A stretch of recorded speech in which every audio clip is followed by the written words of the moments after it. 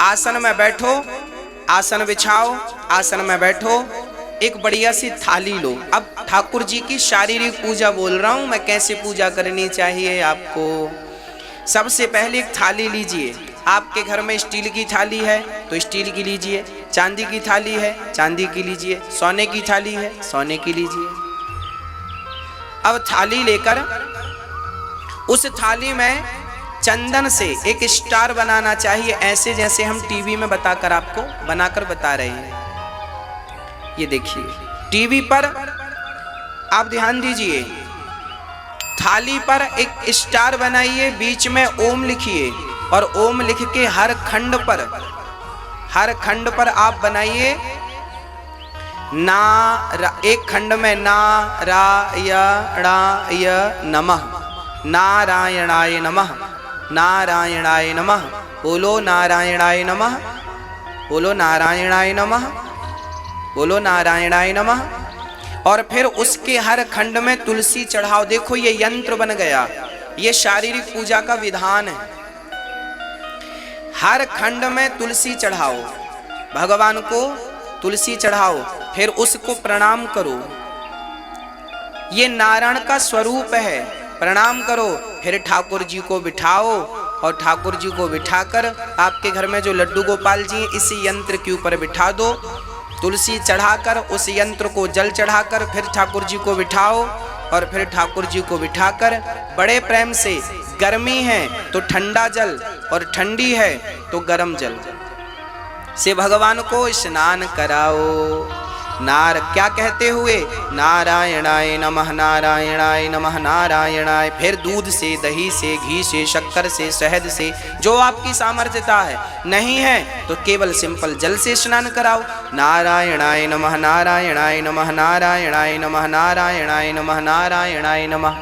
मंत्र यही चलेगा, आप कुछ भी स्नान कराओ, मंत्र यही चलेगा, नारायणाय नमः, नारायणाय नमः। फिर भगवान को शुद्ध जल से स्नान करा के बढ़िया सुंदर से ठाकुर जी को पूरा स्नान कराओ, एक एक अंग को नहलाओ और उसके बाद ठाकुर जी को उठाकर बढ़िया से वस्त्र से, टॉवेल से, जैसे बच्चे को कैसे नहलाकर माँ पहुँचती है, ऐसे ठाकुर जी को नहलाकर पहले उनसे आशीर्वाद लो, मस्तक पे रखो, धारण करो और फिर उनको बढ़िया टॉवेल से पोंछो, साफ वस्त्र से पोंछो।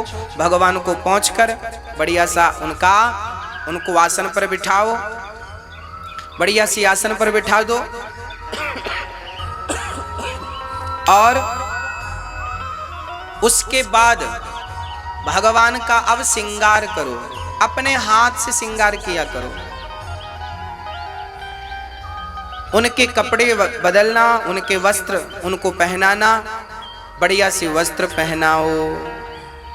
ठाकुर जी को वस्त्र पहनाकर उनको यही बार बार मंत्र चलता रहे, नारायणाय नमः, नारायणाय नमः, नारायणाय नमः, नारायणाय नमः। अब वस्त्र पहनाओ। वस्त्र पहनाने के बाद आप बढ़िया ठाकुर जी के लिए मोतियों की माला, सामर्थ्यवान हो तो सोने की माला। फिर ये जो भगवान को नहलाने का जल बचाना, वो आप प्रसाद स्वरूप ग्रहण कीजिएगा, वो चरणामृत है, वो चरणामृत बन जाता है। और भगवान को फिर श्रृंगार कीजिएगा, उनको बढ़िया माले पहनाइएगा, उनके गले पे हार पहनाइएगा, कान में सुंदर सुंदर बाले पहनाइएगा। हर प्रकार से ठाकुर जी की सेवा आप करें, वो भी बड़े प्रेम से, बड़े भाव से। वैसे ही जैसे एक माँ अपने बेटे का श्रृंगार करती है, ऐसे भक्त को अपने भगवान का श्रृंगार करना चाहिए। यही तो भक्ति है। भगवान को दिया हुआ जितना वक्त आपने उन्हें दिया है, बस वही समय सार्थक है। भगवान को सारा श्रृंगार करके, और जब पूरा श्रृंगार हो जाए तो ठाकुर जी को बढ़िया सी मुकुट पहनाकर, ठाकुर जी को बांसुरी देकर, और फिर बढ़िया सा ठाकुर जी को उनका श्रृंगार उन्हीं को बताओ। उनकी तुलसी, भगवान के मस्तक पर तुलसी चढ़ाना ना भूला करिए।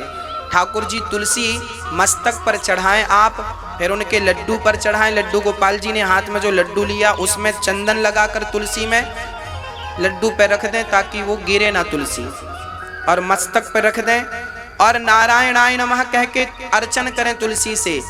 बहुत सारी 11 पत्ता ले लें तुलसी के और हर पत्ते को नारायणाय नमः कह के चढ़ाते जाएं। नारायणाय नमः, नारायणाय नमः, नारायणाय नमः, नारायणाय नमः। तुलसी चढ़ाएं भगवान को और फिर ठाकुर जी को आप श्रृंगार करके उन्हें दर्पण दिखाएं कि प्रभु दास ने आपका श्रृंगार ऐसे किया है, आप देखिए आपको पसंद है। उनको बांसुरी देकर उनका बढ़िया सा श्रृंगार करके और अब बढ़िया सा उन्हें दर्पण दिखाया जाए कि प्रभु देखिए आपको आपका श्रृंगार कैसा लगा।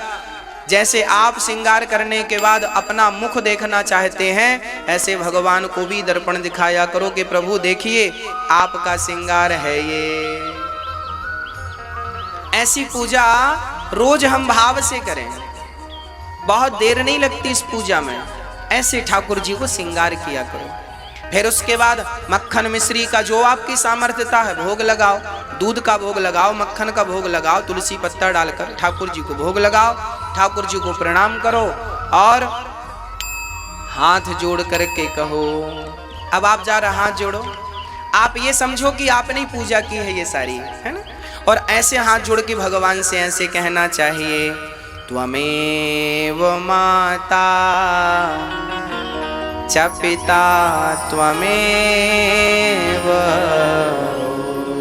त्वमेव बन्धुश्च सखा त्वमेव, त्वमेव विद्या द्रविणं त्वमेव, त्वमेव सर्वं मम देव देव। हे नाथ, बोलो सभी लोग, हे नाथ मैं आपको कभी भूलूं नहीं। हे नाथ मैं अपराधी हूँ, मैं खल हूँ, कामी हूँ, कपटी हूँ, अज्ञानी हूँ। हे नाथ मुझे स्वीकार करो। हे प्रभु मैं आपकी शरण ग्रहण करती हूँ, शरण ग्रहण करता हूँ। हे नाथ मेरे अपराधों को भूलकर हे नाथ मुझे स्वीकार करें, मैं आपकी शरण में हूँ। हे नाथ आप स्वीकार नहीं करोगे तो कौन करेगा, आप ही नहीं अपनाओगे तो कौन अपनाएगा, आप ही हृदय से नहीं लगाओगे तो कौन लगाएगा। मैं किस योग्य हूँ नाथ, मैं तो किसी योग्य नहीं हूँ, आप स्वीकार कर लीजिए। हे नाथ मैं आपकी शरण ग्रहण करता हूँ। हे नाथ मैं आपको कभी भूलूं नहीं। हे नाथ मैं सदा आपका नित्य चिंतन करता रहूं, करती रहूं, बस यही प्रार्थना रोज भगवान से किया करो कि हे नाथ आप ही हमारी माता हो, आप ही हमारे पिता हो, आप ही हमारे सब हो, आपके सिवा हमारा कोई नहीं है। बस ये 2-4 बातें आप रोज भगवान से कहा करो, और ये बातें केवल मुंह से ना कहा करो, हृदय से कहा करो, इस भाव से कि सचमुच यही तुम्हारे सब कुछ है। एक बार ये शरणागति ग्रहण कर लोगे तो फिर देखना मौज हो जाएगी, सारा काम बन जाएगा।